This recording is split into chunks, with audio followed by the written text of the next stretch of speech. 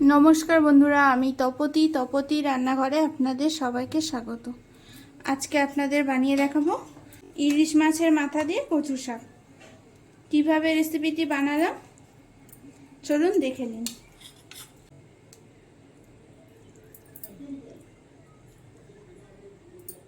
গ্যাসটা অন করে নেব, আর এই যে গামলি করে একটু জল নিয়ে নিয়েছে, 1 চামচ নুন দিয়ে দেবো।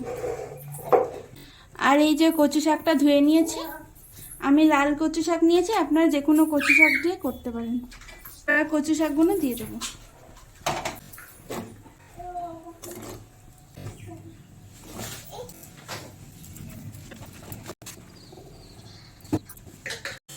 সব কচু শাকগুলো দিয়ে দিয়েছি, এবার ঢাকা দিয়ে 2 মিনিটের জন্য সিদ্ধ করে নেব। ঢাকাটা একটু খুলে নেব। খুন্তির সাহায্যে নিচে কচু শাকগুলো একটু উপরে দিয়ে দেবো, আর উপরে কচু শাকগুলো নিচে দিয়ে দেবো, যাতে ভালো করে সিদ্ধ হয়ে যায়।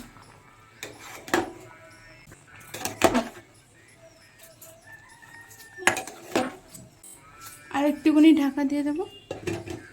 ঢাকাটা খুলে নেব। কচুটা একদম সিদ্ধ হয়ে গেছে, এবার কচুটা জল ঝরিয়ে নেব।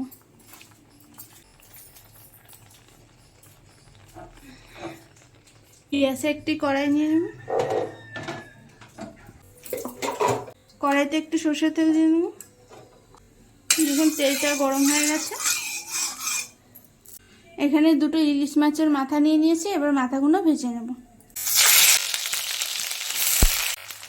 একটু নুন দিয়ে দেবো, আর একটু হলুদ গুঁড়ো দিয়ে দেবো।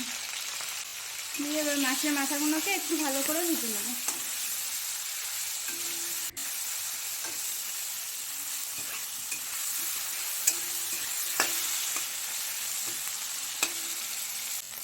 ইলিশ মাছের মাথাগুলো ভালো করে ভাজা হয়ে গেছে, এবার মাথাগুলোকে তুলে নেব।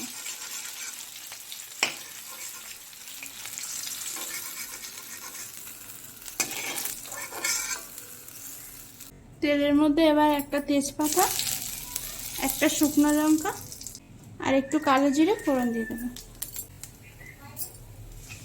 দিয়ে ফোড়নটাকে একটুখানি ভেজে নেব। ফোড়নটা একটু ভাজা হয়ে গেছে, আর কচু শাকটা জল ঝরিয়ে রেখেছিলাম, এবার একটু দিয়ে দেবো।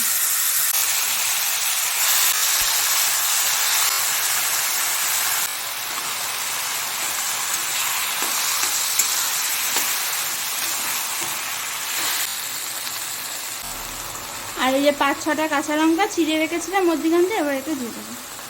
একটু নুন দিয়ে দেবো। নুনটা আপনাদের স্বাদ মতো দিয়ে নেবেন। নুন অল্প দিলাম, যাতে কচু সিদ্ধ করার সময় নুন দিয়েছিলাম, না নুনটা অল্প করে দিলাম। আর একটু হলুদ গুঁড়ো দিয়ে দেবো।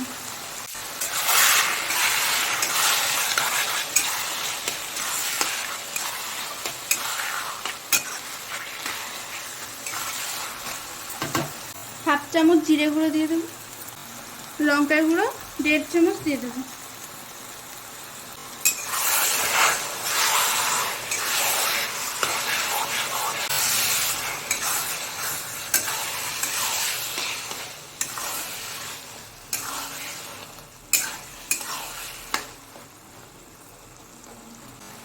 মাছের মাথাগুলো ভেজে রেখেছিলাম, এবার দিয়ে দেবো। খুন্তির সাহায্যে একটু মাছের মাথাগুলো ভেঙে দেবো।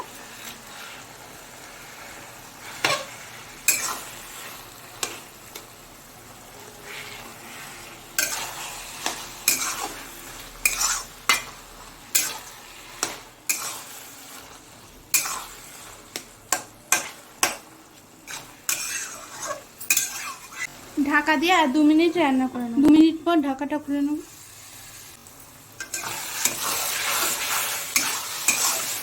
গ্যাসের ফ্লেমটাকে হাইতে রেখে কচু শাকটাকে আরও 2 মিনিটের জন্য ভালো করে নেড়ে নেব, যাতে কচু শাকের জলটা ভালোভাবে শুকিয়ে যায়।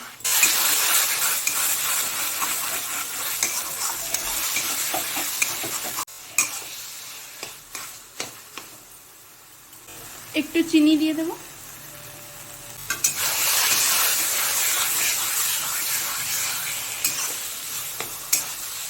দেখুন কচু শাকের সব জলটা শুকিয়ে গেছে ভালো করে।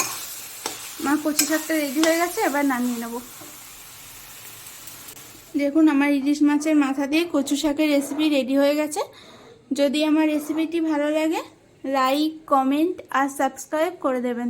পাশে থাকা বেল আইকনটি প্রেস করে অল করে রাখবেন, যাতে আমার ভিডিও নোটিফিকেশান সবার আগে আপনার কাছে পৌঁছায়। ফিরে আসছি নতুন কোনো রেসিপি নিয়ে। আমার ভিডিওটি দেখার জন্য ধন্যবাদ।